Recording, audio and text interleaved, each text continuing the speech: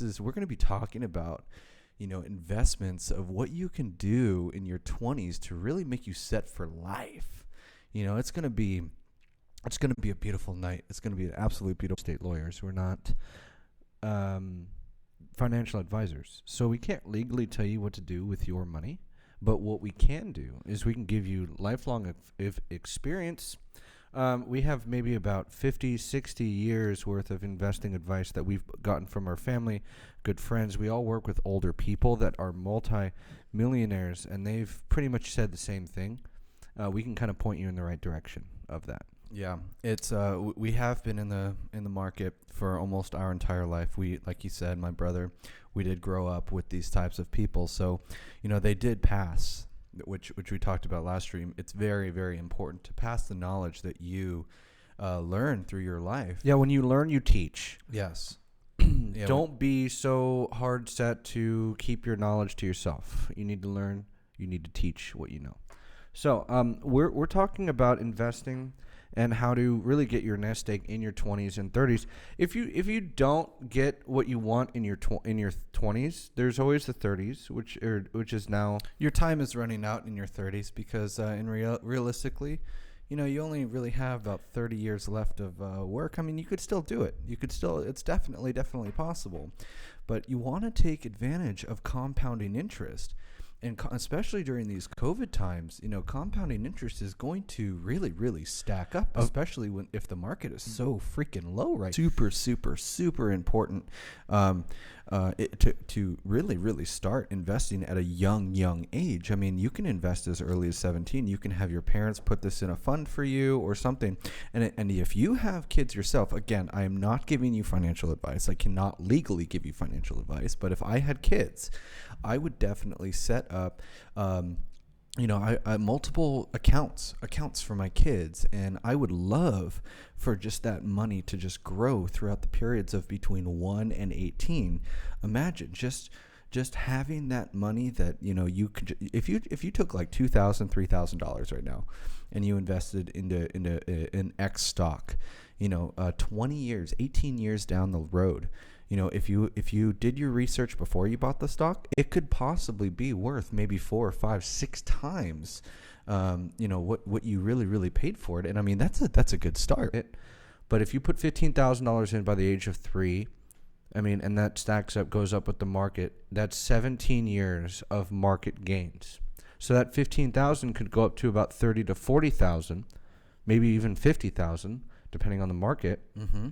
And depending on your research of when you put it in. Like if you choose what's called a mutual fund, which is a combination of different stocks. You can choose mutual funds in the tech sector, you can choose mutual funds in the healthcare sector, or you can do mutual funds in a combination of all the different sectors. So since the economy is cyclical, you're going to have, back in, early 2000s, you had the dot-com bubble, but, tech stocks kind of crashed, but, you'll have a sector that goes up. So King Austin said, my parents helped me create a Roth IRA, and I gave them my money to put into it, then told them which stocks to invest in. Doing great so far. That is awesome, King Austin.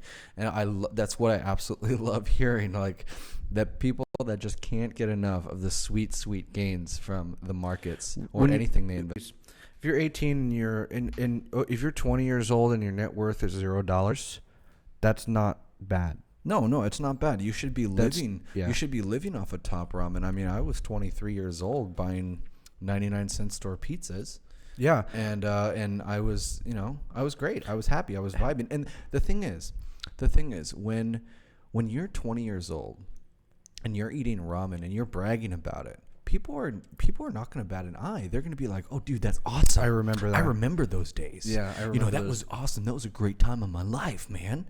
You're going to have those kinds of people. But then think about it. If you're 35 years old, if you're 40 years old doing that, they're going to talk to you. They're going to say, wait a minute.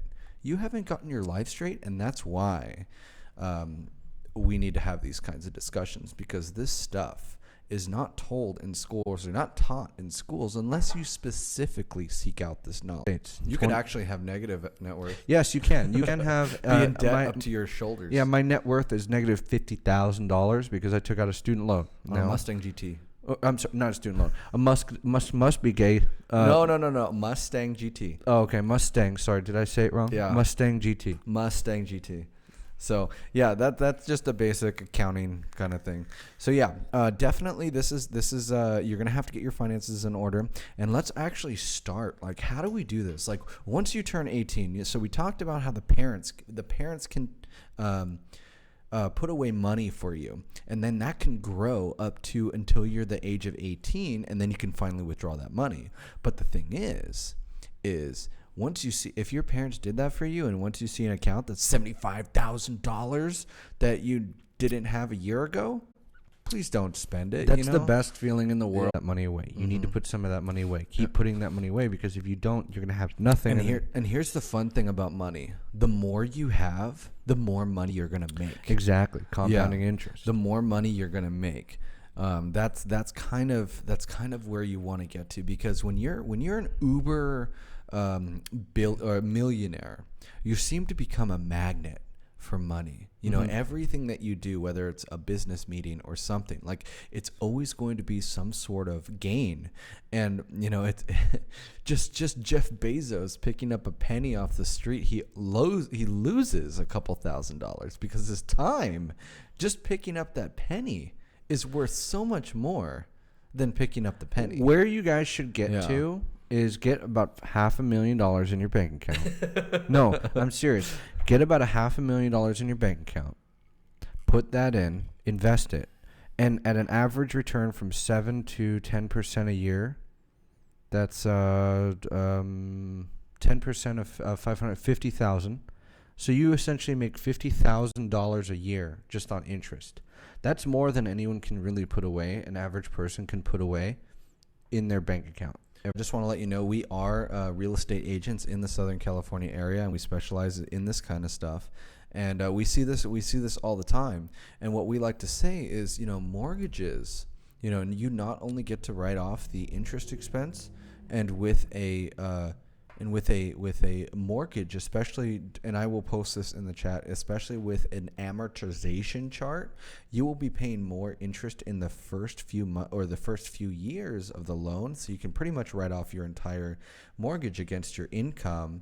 And also, it becomes a forced savings account. You know, you're building your net worth over every single month. Think of your rent payment for your mortgage account as a forced savings account. Yeah, exactly. I mean, not including any sort of maintenance in the property or on the property, but just the tax benefits, especially here in California, the tax benefits and the forced savings accounts, it's kind of just like a double benefit. But the thing is you need to qualify for that mortgage. Yeah, and they do completely look into your finances and whatnot. That's a whole different story. Yeah, when I was going through my home buying process, I felt financially violated. It was absolutely nuts. They wanted to see, 6 months of bank statements. They called my employer, and they even called my employer at the end of the mortgage process just to make sure I was still employed.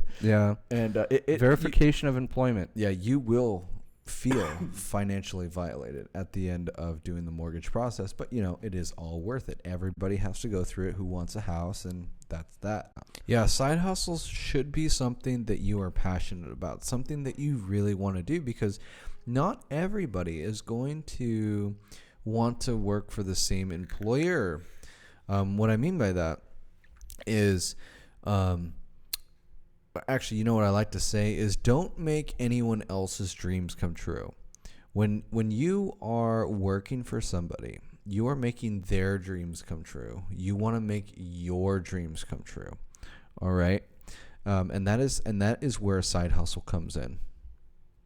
Yes, I agree. I mean, why do people start like YouTube channels? Why do people start Twitch channels? Because it's essentially a side hustle. Whether or not we make money from this, it's just good information. We have decided that people need to know. Yeah, we keep this information inside, and we know a lot of information about this stuff. And My friends don't care about it, honestly. Yeah. They just come over. They have beers and whatnot, and I mean they're good friends. I really like them, but they only come to you for a problem. I mean, the point of marketing is just to get inside the heads of the buyers. You know, you want to know their psychographics. Where do they like to hang out? Where do they like to spend their money? And that's what's beautiful about the 99-cent store is, you know, they give you what is perceived value versus what is actual value. And the perceived value is, you know, oh man, I'm getting a carton of M&Ms, but in reality, when you open it up, it's, you know, a handful. And that kind of brings around the whole picture on why we need to invest early. You know, when you first become 18, you can get a job. I mean, you can get a job at 16 with a work permit, but you're going to be you know, limited to the amount of hours that you can work. But, you know, it's very, very important that you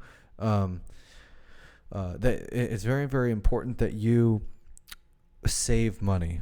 And saving money is the pinnacle of success. And as soon as you do get older, like what I mean about older, like 50, 60 years old, your money is going to start working for you. All right? And I can't stress this enough.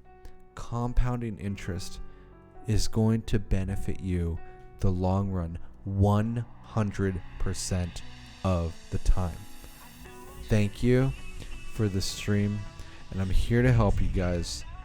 And please take our opinions as opinions only, but let it also enlighten you to make the best decisions that you can possibly make about your own financial stance. And we are here to help you guys out, to kind of point you in the right direction, to kind of kick you into the right direction and say, hey, go this way. You can do it. I mean, this isn't a motivational stream, but you can do it. I mean, it's not rocket science. People do this every single day. So if you have anything else to add, if we don't have any additional questions, you guys have a good night. Thank you so much, and enjoy your evening, investment addicts. Thank you.